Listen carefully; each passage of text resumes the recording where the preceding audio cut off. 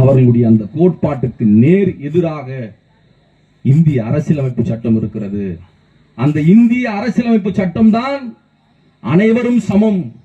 நீ ஆணாக இருந்தாலும் பெண்ணாக இருந்தாலும் சேரியில் பிறந்திருந்தாலும் ஊர்தெருவில் பிறந்திருந்தாலும் பார்ப்பானாக இருந்தாலும் நீ வன்னியனாக இருந்தாலும் பறையனாக இருந்தாலும் சக்கிலியனாக இருந்தாலும் நாடானாக இருந்தாலும் யாராக இருந்தாலும் இந்த மண்ணில் பிறப்பின் அடிப்படையில் சமம் என்கிற தத்துவத்தை கோட்பாட்டை சொல்லுகிற நூல் இந்திய அரசியலமைப்பு சட்டம். இந்த இந்திய அரசியலமைப்பு சட்டத்தை தகர்த்தால் இங்கே எதை வேண்டுமானாலும் செய்ய முடியும் என்று நம்புகிறார்கள். இந்திய அரசியலமைப்பு சட்டத்தை சிதைப்பதற்கு ஒரு அரசியல் சக்தியாக பாஜக இங்கே அனைவரையும் தன் பக்கம் இழுத்துக் கொள்ளுகிறார். இந்தியா என்கிற கூட்டணி உருவானதை பற்றி எனக்கு முன்னர் பேசிய பலரும் பேசினார்கள். பாஜகவை வீழ்த்த வேண்டும், இந்தியா என்கிற ஒரு கூட்டணி உருவாகிறது, அதில் கம்யூனிஸ்டுகள் போய் சேருகிறார்கள், பிற்படுத்தப்பட்ட சமூகங்கள் யாதவர் சமூக பின்னணியை கொண்ட தலைவர்கள் போய் சேருகிறார்கள், தேசியவாதத்தை பேசுகிற காங்கிரஸ் அதில் இருக்கிறது, மாநில சுயாட்சியை பேசுகிற திராவிட இயக்கமான திமுக அதில் இருக்கிறது.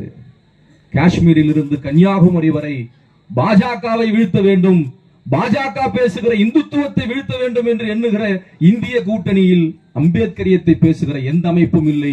ஒரே ஒரு அமைப்பு தான் இடம்பெற்றது. அது நம்முடைய எழுச்சி தமிழர் தலைமை தாங்கி கொண்டிருக்கிற விடுதலை சிறுத்தைகள் கட்சி என்பதை நாம் மறந்துவிடக் கூடாது. ஒருவேளை விடுதலை சிறுத்தைகள் இந்திய கூட்டணியில் இடம்பெறாமல் போயிருந்தால் நாளைக்கு வரலாற்றை எப்படி எழுதியிருப்பார்கள்?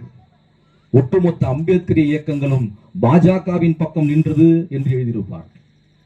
இன்றைக்கு தமிழ்நாட்டு அரசியல் என்பது பாஜகவா திமுகவா என்பதை மாறி பாஜகவா அல்லது திராவிட முன்னேற்ற கழகமா என்பது மாறி பாரதிய ஜனதா கட்சியா அல்லது தமிழ்நாடா என்று மாறி இருக்கிறது.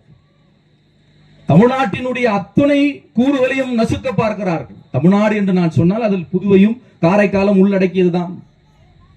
ஆக எழுச்சி தமிழர் பார்க்கிறார், திமுகவோடு முரண்பாடுகள் உண்டா என்றால் உண்டு, திமுகவோடு மாற்று கருத்து உண்டா என்றால் சில கோட்பாடு தத்துவங்களில் சில மாற்று கருத்து இருக்கலாம்.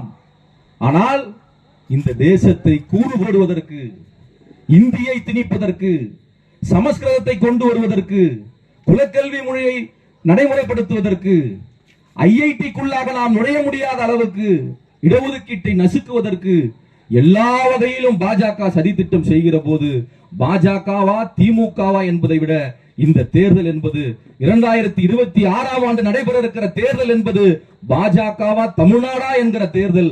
அதனால் திருமாவளவன் தமிழ்நாட்டின் பக்கம் நிற்கிறேன், அதனால் திமுகவின் பக்கம் நிற்கிறேன் என்று பல மேடைகளில் அவர் பேசிய பிறகு கூட திருமாவளவன்